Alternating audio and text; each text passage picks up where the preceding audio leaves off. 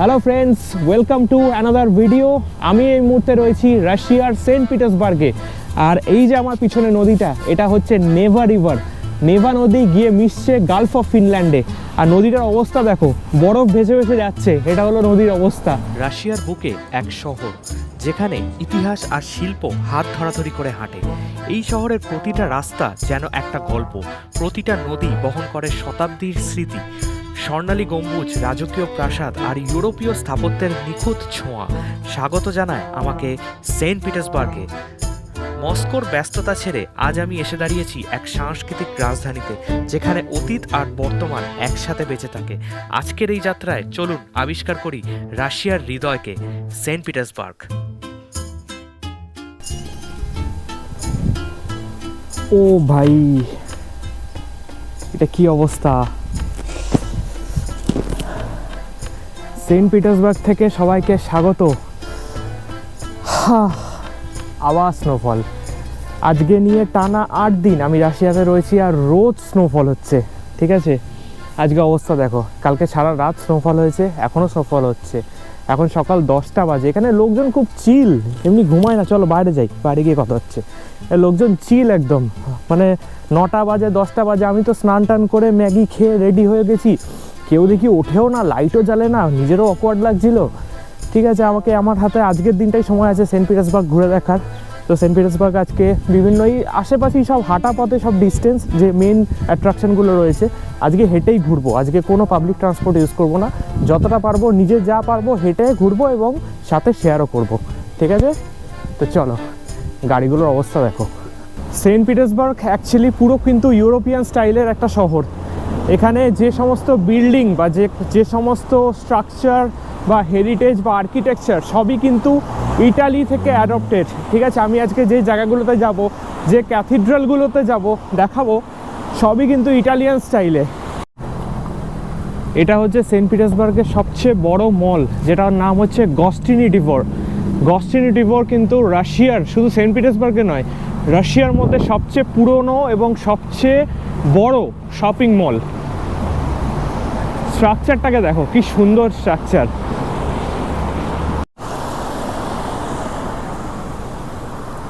আমার পিছনে এই যে জায়গাটার নাম হচ্ছে নেভেস্কি প্রসপেক্ট। আমাদের যেরকম কলকাতার ধর্মতলা, সেন্ট পিটার্সবার্গে নেভেস্কি প্রসপেক্ট। এটা এখানকার হার্ট, একদম সিটি সেন্টার এরিয়া এইটা হলো। আর এই নেভেস্কি প্রসপেক্ট মেট্রো স্টেশন, এই যে মেট্রো স্টেশন নিচে নেমে যাচ্ছে, লাইন 2, লাইন 3। যদি কেউ এরকম বাসে করে সিটি ট্যুর করতে চাও, তার জন্য অপশন রয়েছে। এটা হলো সেন্ট পিটার্সবার্গের সিটি ট্যুর বাস। এটা বোধহয় 3000 রুবেল মতো ভাড়া নেয়। এটাকে বলে হপ অন হপ অফ বাস।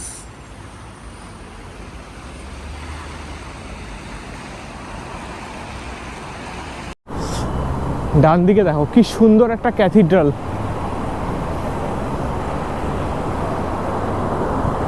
রাস্তাঘাট দেখে মনে হচ্ছে না যে আমি ইউরোপের কোনো শহরে আসছি। অ্যাকচুয়ালি সেন্ট পিটার্সবার্গ কিন্তু ইউরোপেরই পার্ট। রাশিয়া অ্যাকচুয়ালি দুটো পার্টে বিভক্ত। 60% এশিয়াতে, 40% কিন্তু ইউরোপে। আমি এবার যে এসেছি মস্কো, সেন্ট পিটার্সবার্গ বা মুরমানস্ক, সবটাই কিন্তু ইউরোপেরই পার্ট।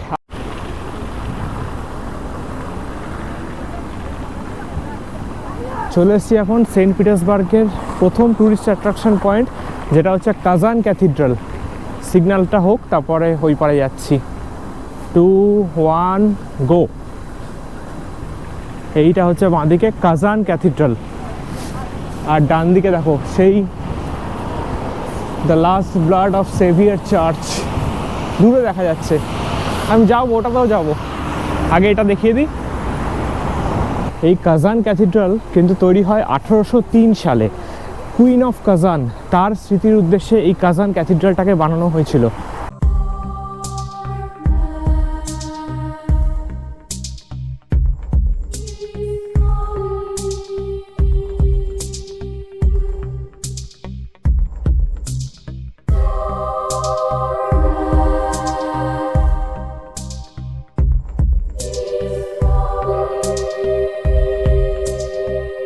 নেভেস্কি প্রসপেক্টের ঠিক মাঝখানে দাঁড়িয়ে থাকা কাজান ক্যাথিড্রাল সেন্ট পিটার্সবার্গের অন্যতম গুরুত্বপূর্ণ ধর্মীয় স্থাপনা।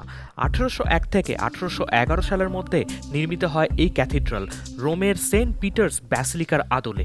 এটি শুধু একটি গির্জা নয়, বরং নেপোলিয়নের বিরুদ্ধে রাশিয়ার ঐতিহাসিক বিজয়ের স্মারক।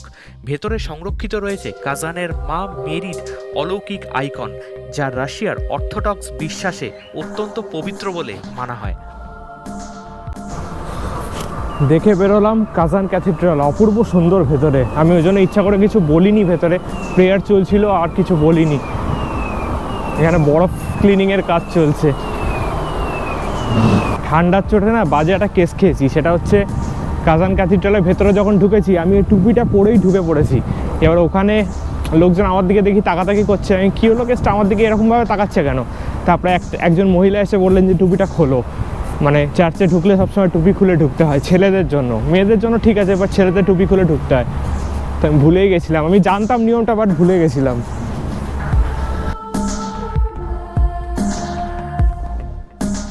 আপাতত আমাকে যেতে হবে একটা কারেন্সি এক্সচেঞ্জ পয়েন্টে, কারণ আমার কাছে রুবেল ফুরিয়ে গেছে মানে আছে বাট কমে গেছে অনেক। তো এখনও কালকের দিনটা আছে, আজকের দিনটাও আছে, তো দেখি আশেপাশে কোনো কারেন্সি এক্সচেঞ্জ বা ব্যাংক পাই কিনা।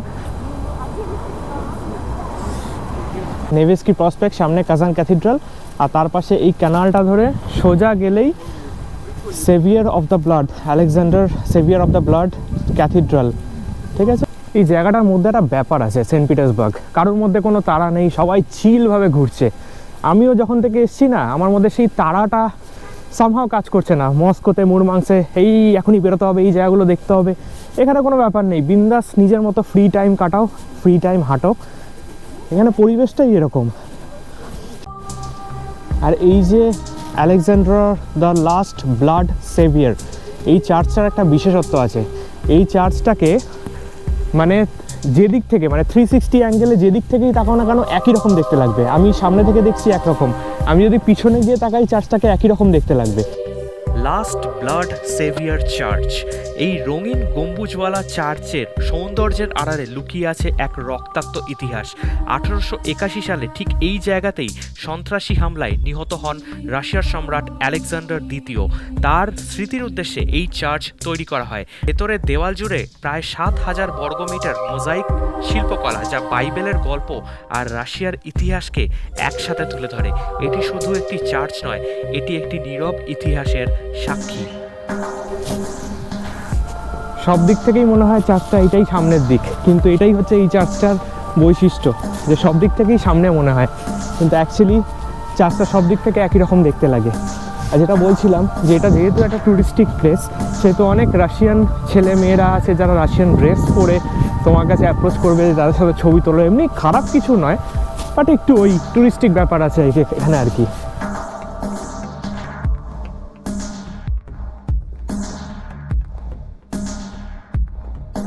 এখানে টিকিট অফিস আছে, তো যদি কেউ চার্চের ভেতরে ঢুকতে চায় এখান থেকে টিকিট কেটে চার্চের ভেতরে ঢুকতে পারবে।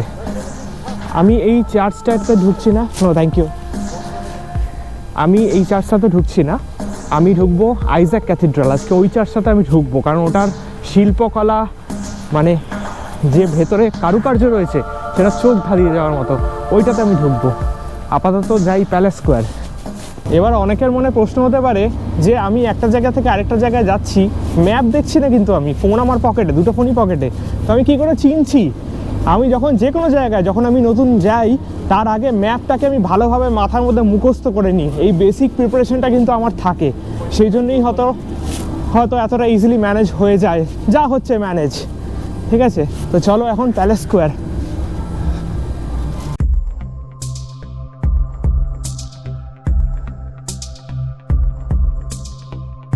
চলে এসেছি সেই বিখ্যাত নদী সেন্ট পিটার্সবার্গে। দুটো বিখ্যাত নদী আছে, একটা হচ্ছে মইকা আর একটা হচ্ছে নেভা। নেভাটাতে তো যাবো আমি সামনে, ওটা আরও বড়। নেভা নদী গিয়ে মিশেছে গালফ অফ ফিনল্যান্ডে।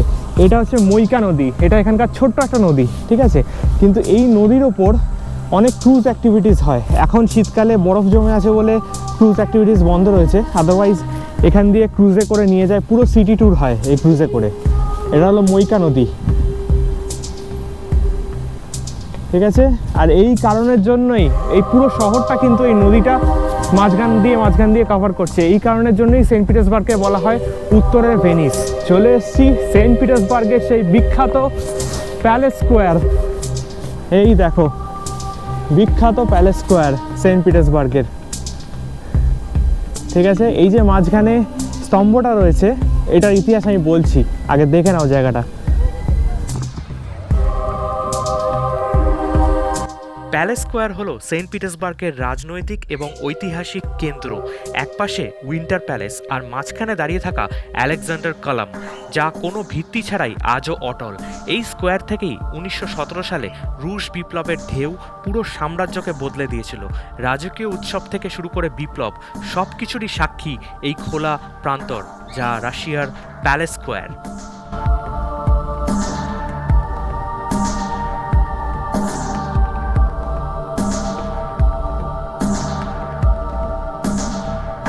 দুর্দান্ত আর্কিটেকচার। এর ভেতরে ঢুকতে গেলে কিন্তু টিকিট লাগে, বোধহয় 2000 রুবেল কি 2500 রুবেল। আমি আর ঢুকিনি ভেতরে, ঢুকে সময় নষ্ট করবো না, তার চেয়ে আইজ্যাক ক্যাথিড্রালটা দেখতে যাবো, ওটা অনেক বেটার। প্যালেস স্কোয়ার থেকে পিছন দিকে চলে এলাম, আর এই সামনেই দেখা যাচ্ছে নেভা নদী। আরে নদীর অবস্থা দেখো, এ তো অর্ধেক নদী অর্ধেক বরফ। নদীটার অবস্থা দেখো।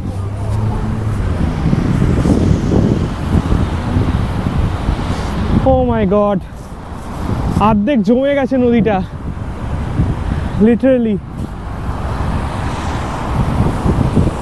আর এটা হচ্ছে প্যালেস। দুর্দান্ত লাগছে কিন্তু, এরকম নদী কখনো আমি জীবনে চোখে দেখিনি। পুরো নদীটা অর্ধেক জমে গেছে। চলে এসেছি নেভা নদীর পাড়ে, দেখো নদীর অবস্থা দেখো, ওইখান থেকে বরফ এসে এখানে জমা হচ্ছে। ঠিক আছে, এই হলো নদীর অবস্থা এখানে। নদীর ওই পারে আমি যেতে পারতাম আজকে, কিন্তু আমি ভাবছি এখন যে ওই পারে গিয়ে সময় নষ্ট না করে আইজ্যাক ক্যাথিড্রালটা যাই, ওটা কিন্তু দারুণ সুন্দর, ওইটা দেখাই। ঠিক আছে, তো চলো, এই হলো নেভা নদীর পার, আর এই হলো আমার প্যালেস, উইন্টার প্যালেস। ঠিক আছে, চলো রাস্তায় ওঠা যাক। এবার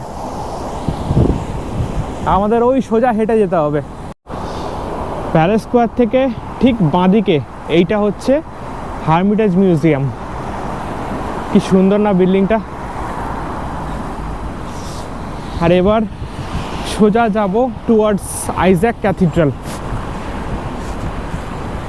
এই রাস্তাটাকে দেখো ডান দিকে, এখানে পাবলিক পার্কগুলো আলাদা, এটা একটা পাবলিক পার্ক হিসাব মতো। দেখো কি সুন্দর পাবলিক পার্কগুলো, কি সুন্দর দেখো পাবলিক পার্ক।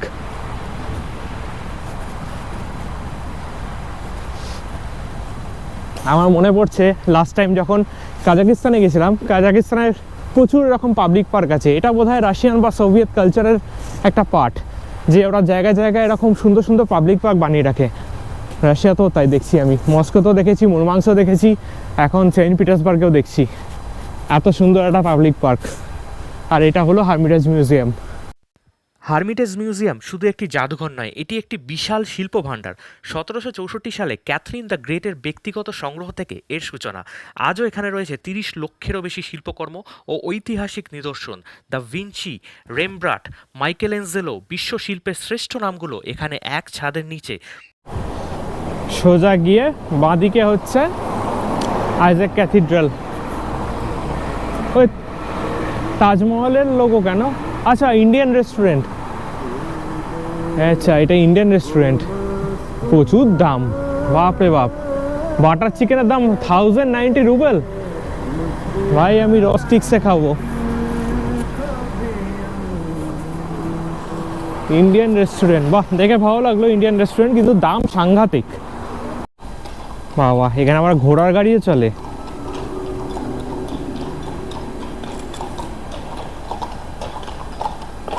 এই ঘোড়াটাকে দেখো, আর গাড়িটাও কি সুন্দর, চরম লাগছে কিন্তু।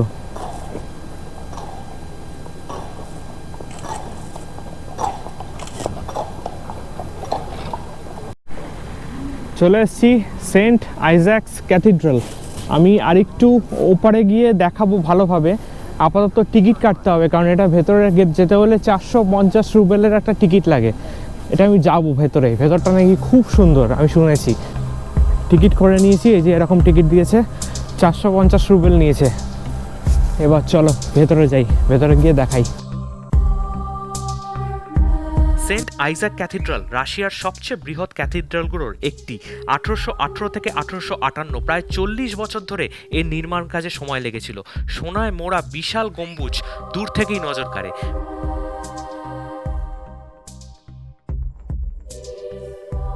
ভেতরে রয়েছে মার্বেল, গ্রানাইট আর মোজাইক শিল্পের অসাধারণ কাজ।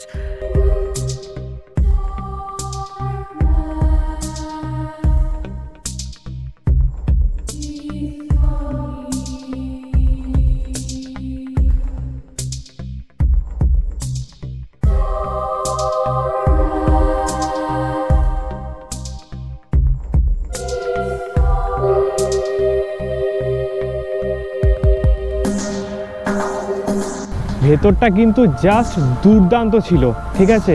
আমি আর্ট কালচারে এতটা আমার ইন্টারেস্ট নেই, কিন্তু তাও আমি বলবো ভেতরের শিল্পকলা বা কারুকার্য যেগুলো ছিল সেগুলোর জন্য কিন্তু এটা অবশ্যই দেখতে হবে ভেতর থেকে। Saint Isaac cathedral.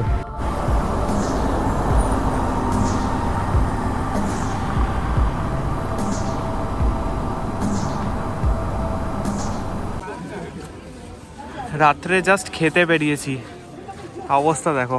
আজকে সারাটা দিন এই চলছে, পুরো বরফের পুরো আস্তরণে ঢেকে গেছে সব স্ট্রিট। আমি ওই জন্য ক্যামেরা নিয়ে বেরোনি, ফোনেই ভিডিও করছি। কি সুন্দর সাজিয়েছে না?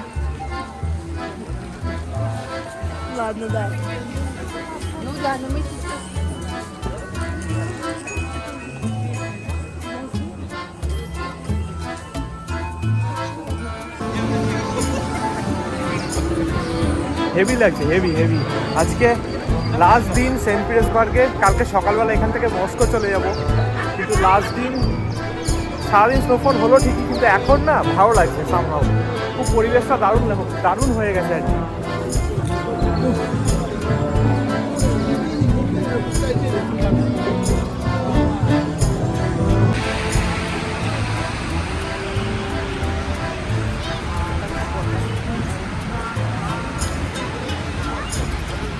এখন সস্তায় পুষ্টিকর খাবারের সন্ধানে কোথায় খাবার পাওয়া যাবে। আমাদের হোস্টেলের ঠিক পাশে এরকম একটা দোকান পেয়েছি, সোয়ারমা। ঠিক আছে, এখানে সোয়ারমা খেয়ে নিই আপাতত রাতটা।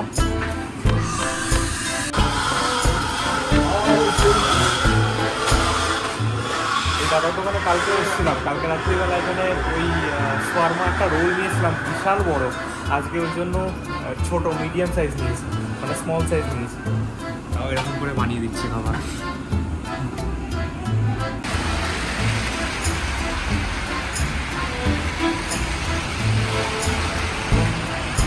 স্নোফল হয়ে মাথা খারাপ করে দেবে, এত স্নোফল হচ্ছে।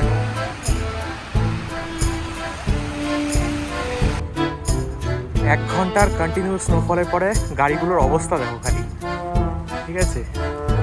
গাড়িগুলোর অবস্থা দেখো। এটা এখানকার ডেলি লাইফ। উইন্টারে সেন্ট পিটার্সবার্গ, মস্কো, রাশিয়ার সবকটা জায়গাতেই মোটামুটি নর্দার্ন সাইডে যেগুলো রয়েছে এরকমই অবস্থা হয়।